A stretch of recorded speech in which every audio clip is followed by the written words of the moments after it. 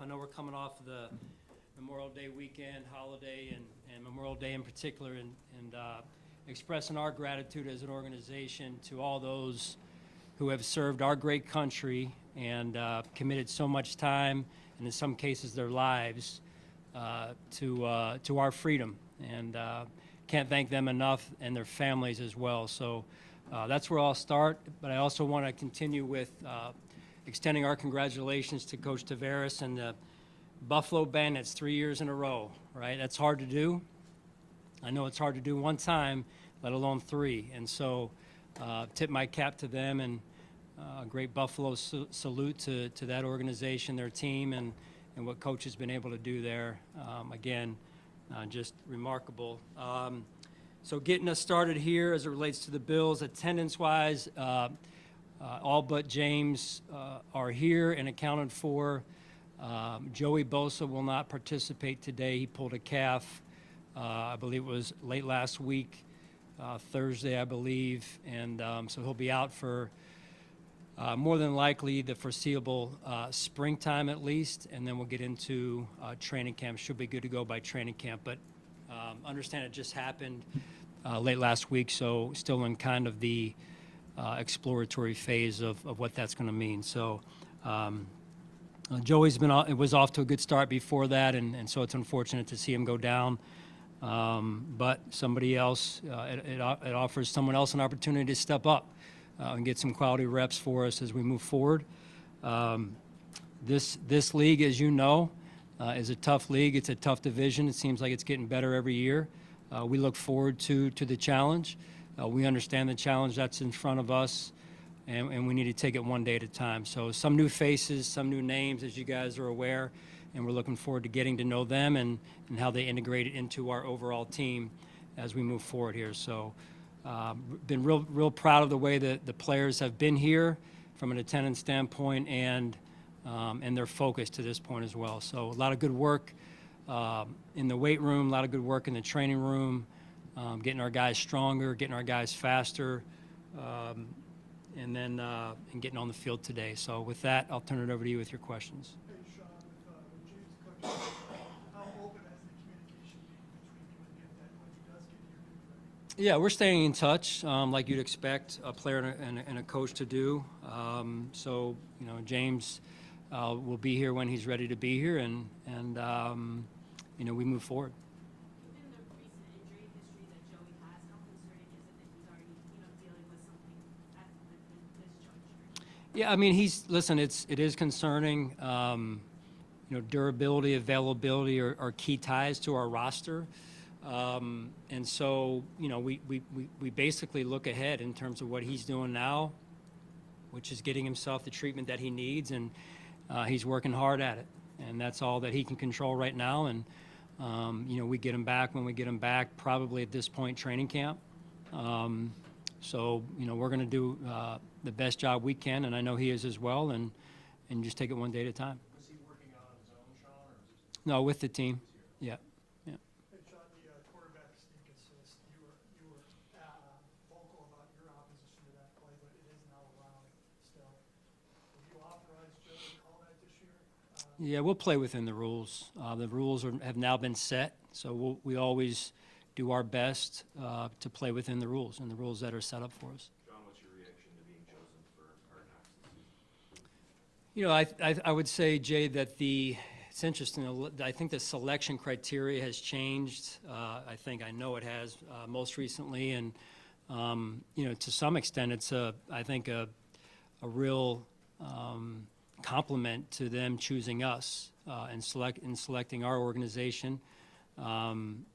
Now that the criteria has changed, you look at it, one of two ways, and it's probably a little bit of both. Where you say the opportunity is there for us to number one, our fans, that they can get an inside look, a little bit of what happens. Is it 100% inside?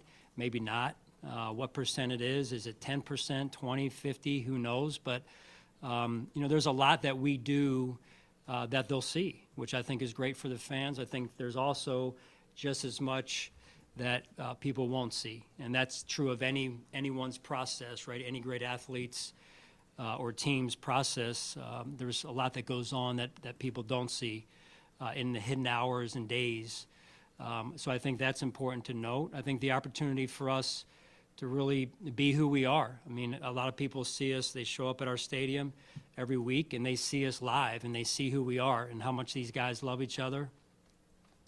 Our personality comes out, and I think it'll offer, many a chance to see us kind of beneath the surface as well, and see how that rings true day in and day out here. The real challenge is to us is the authenticity of who we are and building that critical trust that is so important to building a good, healthy relationship among players, among staff and players. And then, with that trust piece is huge in terms of bringing the team together as well. So that glue part is going to be challenged because of that third component, if you will, whether it's a microphone, a camera, in different rooms and different conversations.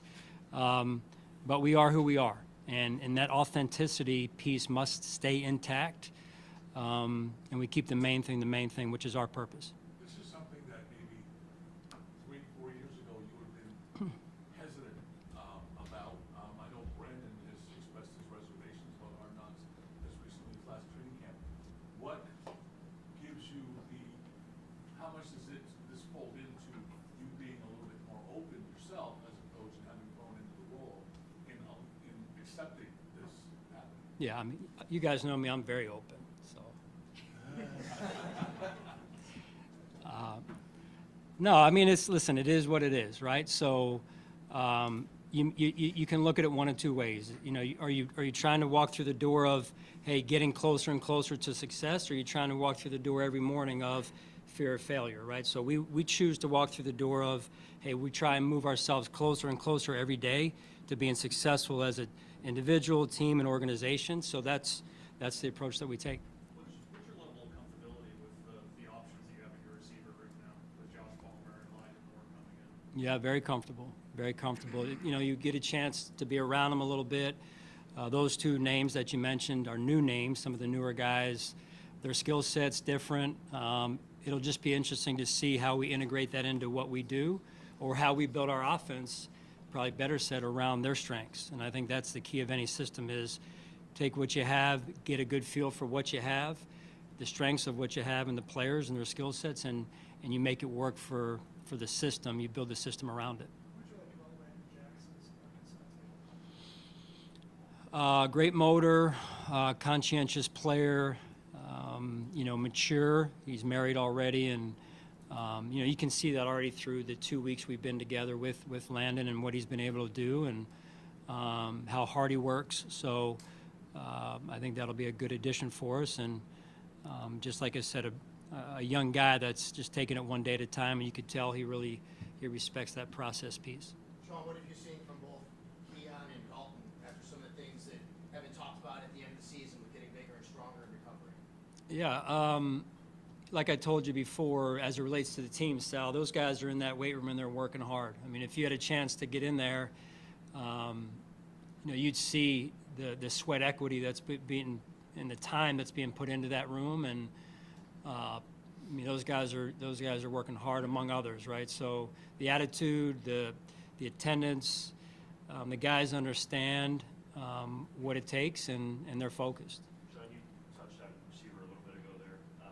Curtis Samuel, last year, how much do you feel like the injuries and in training camp throughout the season that he played through maybe impacted his ability to have more of a role in the offense than he did? And are you hopeful that toward the end of the season, postseason in particular, when it seemed like he kind of found a bit of a groove there, that he can build on that in year two?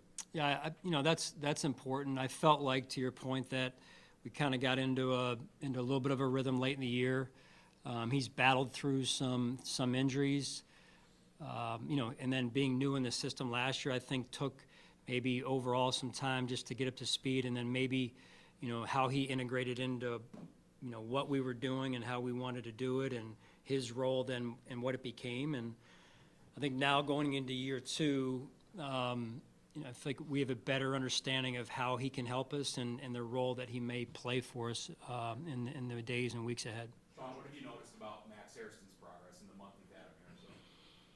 So, Yeah, I mean, again, just for all these young guys, it's new, right? So you're trying to get to know them as people. You're trying to get to know them and their skill set, where they need to, improve in terms of their strength, their speed, whatever it is. We kind of do a little bit of a skill assessment or a needs assessment on, hey, where are they more likely to pull early, just from a medical standpoint. So there's a lot that they go through from a filter standpoint or evaluation standpoint when they first arrive.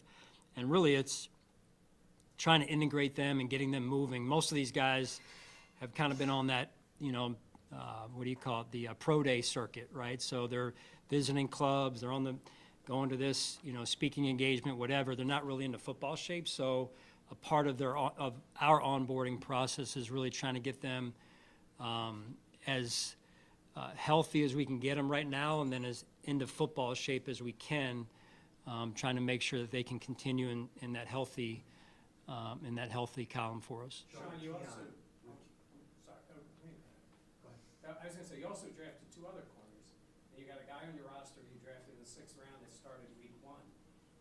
How much does that visibly show these guys that are in there that it's, you do your job, it doesn't matter where you came from? Yeah, I mean, that's a big part of who we are. We tell them, if you guys were in the rookie minicamp, our first meeting together was, now that you're inside the building, we don't care where you were drafted. 1st round pick, 7th round pick, undrafted free agent. And you all know we have a number of undrafted free agents that make our team and have played big roles for our football team and our success. So it's what you do with the opportunity that matters most. And whether it's the 1st round pick or somebody that's drafted lower, CB drafted lower, is now on his 2nd contract. So, he's a great example of hard work and being about the process and improving every day. With Keon, I know there has been a lot to assess this offseason. We're very early, but in terms of when you've been around, when you've had conversations with him, has there been anything that's kind of stood out to you as a maturity, maybe starting to be possible? Yeah, when he came back, he really looked like he had been working. And that's the information we were getting in our little conversations with him during that kind of, down period. And when he came back, he was in really good shape. You could tell he had been working drill-wise, weight room-wise. So, real proud of what he's done to this point in the off-season. Continuing it now as we get into the 3 weeks of practice will be important, and then on into the summer break.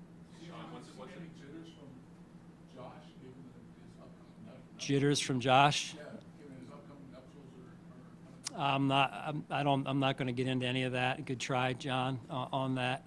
But he is as confident and as calm, cool, and collected as he always is. Last week, the NFL announced the addition of the Protector of the Year award for offensive linemen. What are your thoughts on that significance of the award for those guys, and then Keon especially being at the forefront of arguing for that type of award? Right. No, I've heard of that, and it's no surprise Deion was involved in that.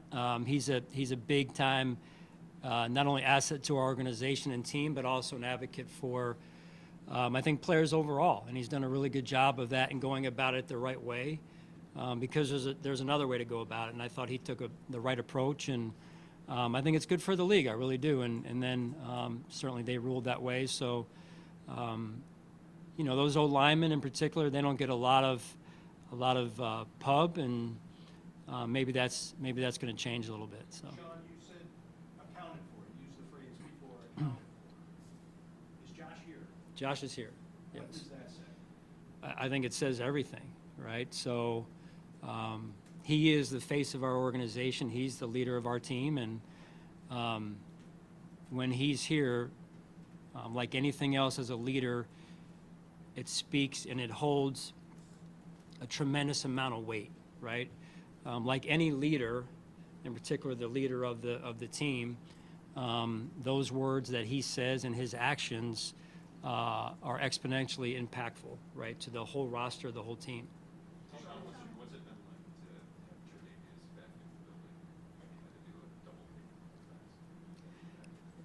So we met in my office, I think the day he signed, and I kind of, while he was sitting across from me like you guys are, I did a couple, hey, this is a little bit surreal, a little bit, kind of like, it's great to have you back, just in my mind.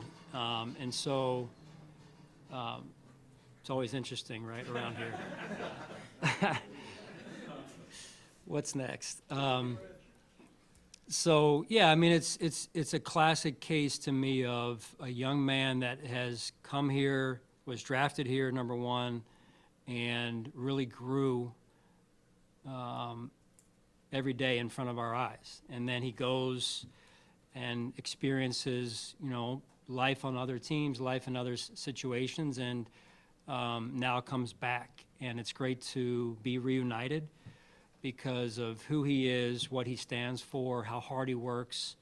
I can't say enough good things about Trey and what he means to me personally, and then what he's meant to our football team. Sean, you asked about the younger players that position group a little bit earlier. Where do you see guys returning like Dane Jackson and Tre'Davious White fitting in their second go round? As you see it right now, I know a long way to go. Yeah, long way to go. Like you said, there's no depth chart this time of year.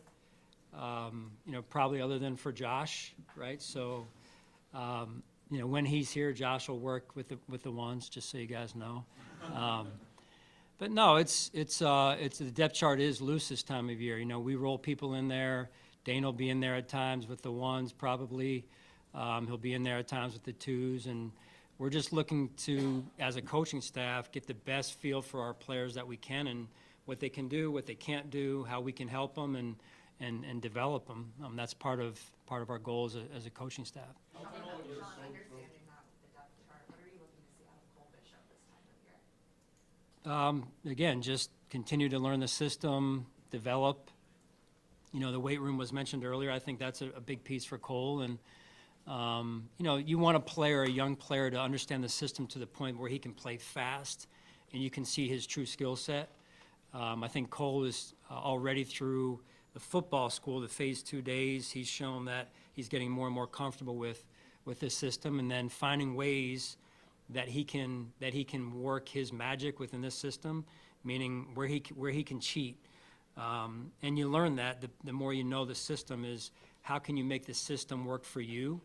And as a DB goes, it's where's my help? How can I cheat? If I can drive this route, somebody else can protect me over the top. It's kind of knowing the parts that relate to the overall total whole of the process there. Coach, as you guys start OTAs here and mandatory minicamp soon enough, what's your goal with the team?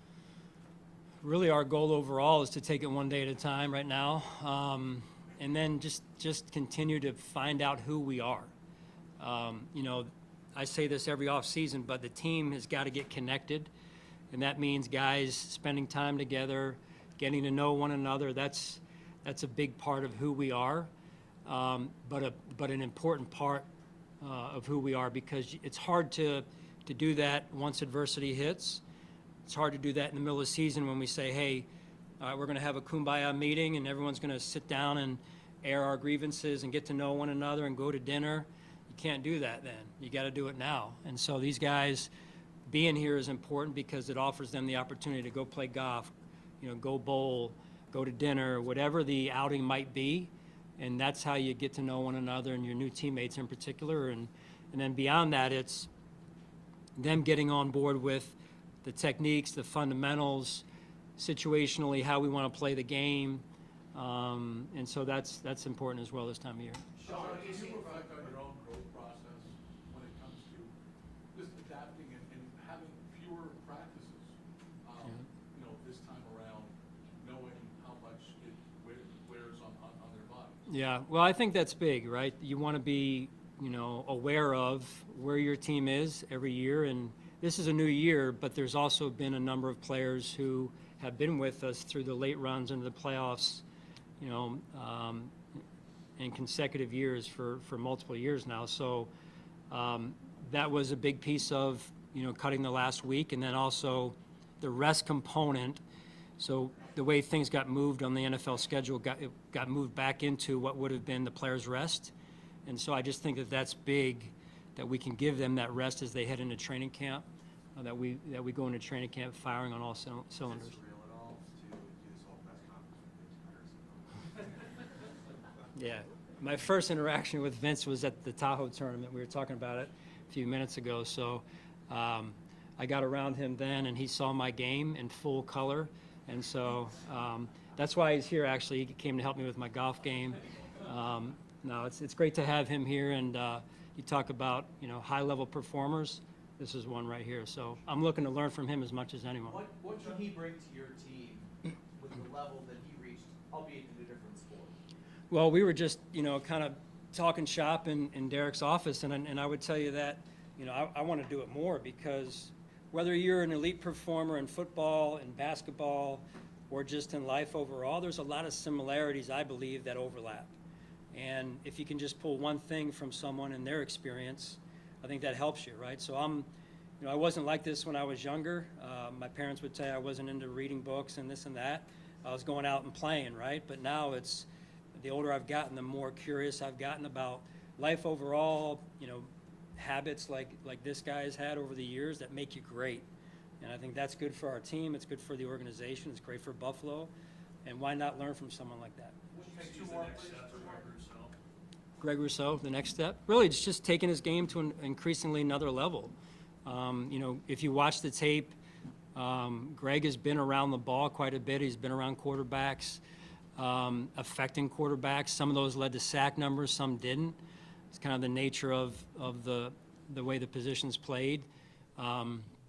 I think Greg knows that the physicality of his game has got to take a little bit of a uptick, if you will, and that comes also with taking that next step. Sean, what do you see from Chris Tabor's coaching style, how it fits in with your team? Yeah, veteran coach. I've really liked, being around Tabes to this point. I knew him before Sal, just being around the league, and he's well respected around the league. He's got great energy. I think he relates well to the players.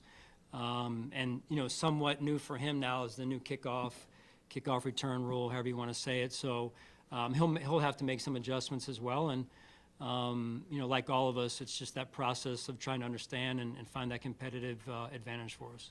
Sean, at this same press conference, like every year, it feels like continuity is a buzzword that always gets brought up. There's a lot of new names up here. Now, there's a lot of familiar faces as well. When is sometimes an influx of new names a good thing? Continuity doesn't matter as much as it should. Well, I think continuity does matter. Regardless of how many new faces you have, you still need to have some level of continuity. It helps with the culture, and it helps those players teaching the new players, the new faces, new names. So, there's a I would say a higher number of new faces and names this year, but that can be good too in terms of youth, in terms of development. We'll have to stem that tide a little bit early, probably more so on the defensive side with the number of new faces and names that we do have, and getting them up to speed for these early contests that will be in here. So that's all part of the development process here. So.